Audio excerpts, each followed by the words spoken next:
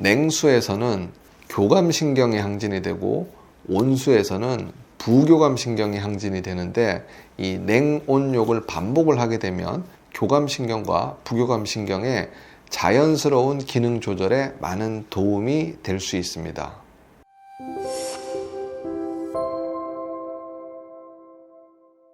자율신경 본래의 기능인 인체의 항상성이나 밸런스를 잘 유지하도록 하는 생활 습관에 대해서 이전 영상에서 몇 가지 말씀을 드렸습니다. 실제로는 우리 몸의 자연 치유력을 회복시키는 것을 목표로 하는 이 자연의학, 내추럴 메디슨이라는 용어가 있는데요.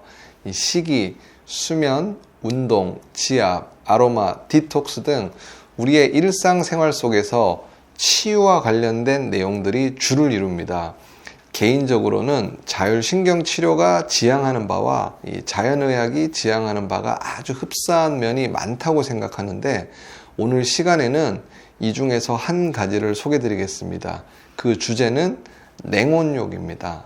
다양한 책과 문헌들을 조사하면서 냉온욕의 히스토리를 좀 찾아봤더니, 독일의 신부인 세바스찬 크나이에프라는 사람이 자신의 폐결핵 치료에 냉온욕의 도움을 받고 나서 오스트리아나 영국, 독일 등의 왕족의 치료에 주로 사용이 되면서 유럽의 상류 사회를 중심으로 유행을 하게 되었다고 합니다.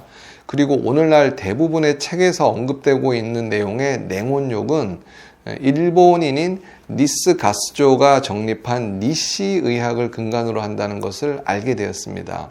이 니시 가스조는 13세 무렵부터 원인 모를 설사와 미열에 시달렸고 유명하다는 병원을 전전했지만 20살이 될 때까지 살지 못할 것이다라는 선고를 받게 됩니다. 내 몸은 내가 치료하겠다고 마음먹은 니씨는 무려 서양의학 6만여 권과 동양의학 1만여 권을 참고를 해서 300여 종의 건강법 중에서 진수만 뽑아서 의학과 건강의 원리를 확립한 이 니시 의학을 탄생시키게 되었습니다.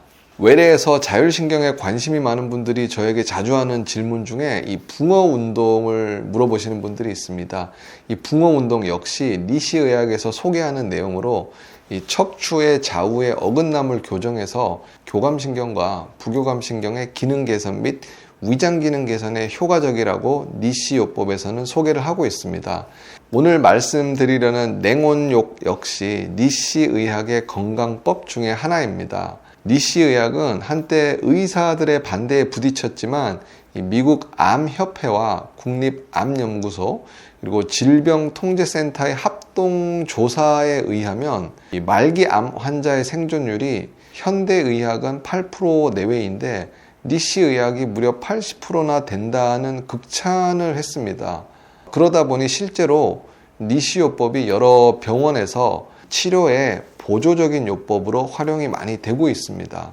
이 니시 요법에서 추천하는 냉온욕이 어떻게 건강에 도움이 되는지, 그리고 왜 자율신경 기능 회복에 도움이 되는지를 알려드리겠습니다. 이 냉온욕을 할 때 일반적인 전문가들이 권하는 온도는 냉탕은 14도에서 16도 정도이고요. 온탕의 경우는 41도에서 43도입니다. 총 7회에서 8회 반복되는 7온 8냉 냉온욕이 가장 일반적인 방법입니다. 그런데 처음 하시는 분들은 냉탕 3번 정도, 온탕 2번 정도에서 총 5회 정도 하다가 적응이 되면 횟수를 늘려도 좋을 것 같습니다. 즉 냉탕의 1분, 온탕의 1분 몸을 담갔다가 나오는 것을 번갈아 가면서 하면 된다는 말입니다. 근데 왜 하필이면 1분이라는 시간을 정해놨을까? 1분이라는 시간을 정해놓은 것은 아마도 이 혈액이 심장에서 온몸을 돌고 다시 심장으로 돌아오는 체순환을 하는데 걸리는 시간이 25초고요. 이 분당 3회 이상의 체순환을 하게 되면 심장에 부담이 될 수 있기 때문에 한 1분 정도씩 하는 걸 권한다고 판단이 됩니다. 보통의 경우에는 냉탕으로 시작해서 냉탕으로 끝내는 것을 권하지만 고령이나 혈관 질환이 있거나 체력이 극도로 저하된 경우는 온탕으로 시작해서 온탕으로 끝내는 것이 좋다고 합니다.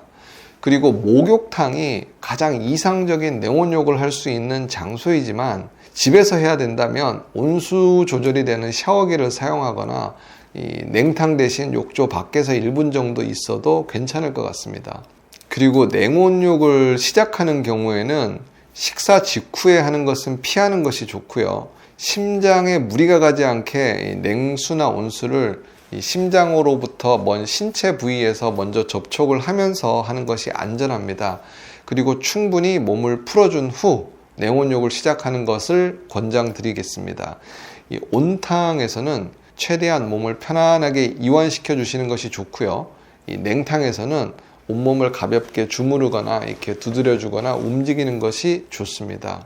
그런데 만약 심장이나 혈관 건강이 좋지 않다면 이 냉온욕을 하는 것을 주의해야 합니다.